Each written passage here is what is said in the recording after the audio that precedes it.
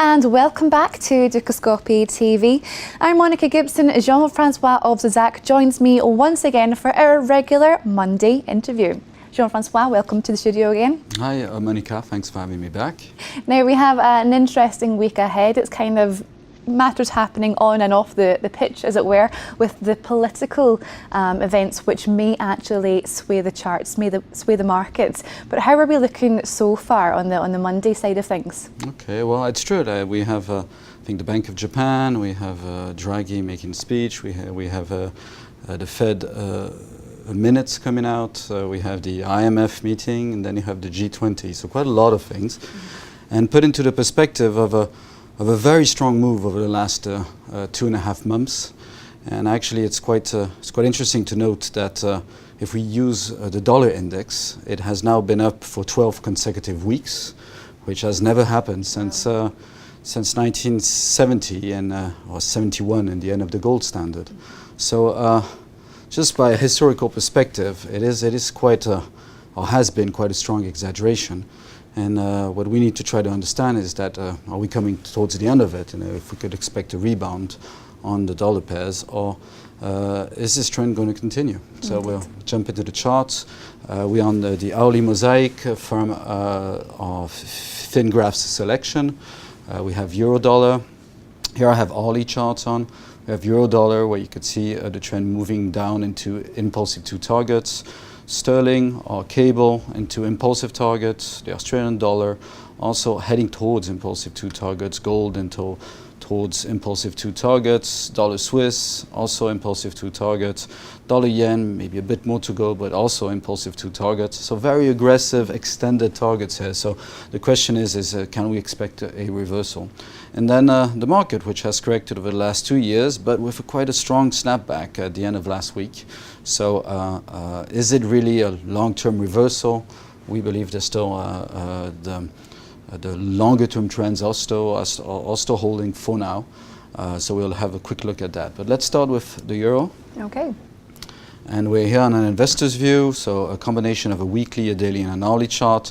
And as of today, we're still in a negative weekly perspective over the next few quarters. There's quite a lot of potential to the downside, down below 120, down to perhaps 110 over the next 3 to 4 quarters. So it seems like the correction up that we had since 2012 is over, and now we are really in a negative momentum. And there's still quite some more to go in terms of time and in terms of price. From a daily perspective, we slowly got into the targets, even went through them. Now we could see an impulsive 2 target materialize here.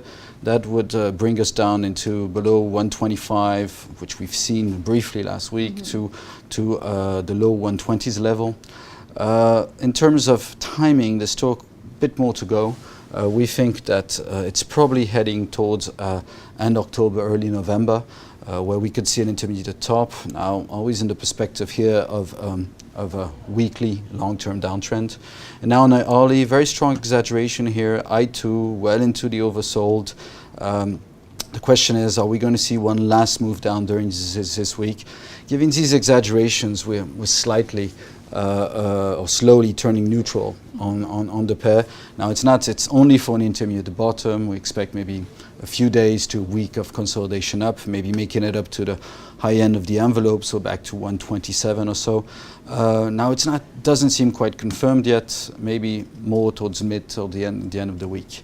Maybe to get a closer view at that, we could look at a trader's view, so a combination of a 60 minutes, 15 minutes and 4 minutes. And as you can see, the 60 minutes still has a bit more to go and could lead us back below 125, down to 124.50. Now, if we were to make it above the corrective targets on the 15 minutes, so back above 126, then we'd probably have to call this intermediate bottom and expect a few days of consolidation up. But all this still in the perspective of a longer-term weekly downtrend, which is now well in place, and a daily, which still has some time to go, and possibly some more targets, probably in impulsive 2 territory. Indeed, something to look forward to there. And well, we have seen quite a lot of volatility over the last few weeks, and following the first 6 months of the year, it's quite nice for traders. Probably less for people that want to hedge or position themselves, but for traders it's a better market. Certainly opportunity. And similarly, cable still with also probably towards end October, still with quite a bit of potential down.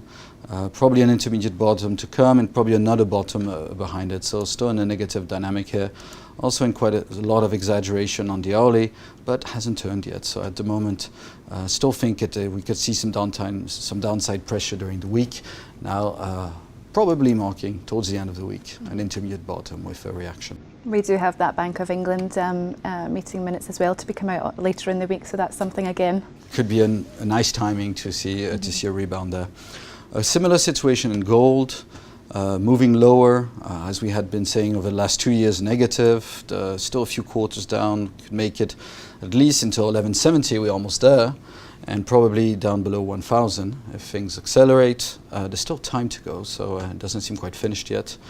On the dailies, shorter term, some exaggeration, but it's still a few months out and there's still more potential to the downside. So if a reaction, it's only a temporary reaction. And indeed, we could see quite a lot of exaggeration here on the hourly, impulsive to consecutive weeks of moving lower into the impulsive two. Still a bit more time, but we should slowly see an intermediate bottom here and some kind of a reaction. Okay. Now, a lot of discussion at the moment about the yen. We think at the moment, through the weekly targets are pretty much fulfilled around 110. We have a target towards 111 here. So quite a lot of exaggeration following the long sideways period that we had at the beginning of the year. Here on the dailies, quite a lot of exaggeration on the oscillator, stress on the envelopes, pretty much in the target. It's probably a bit more to go here. 112 is probably the target.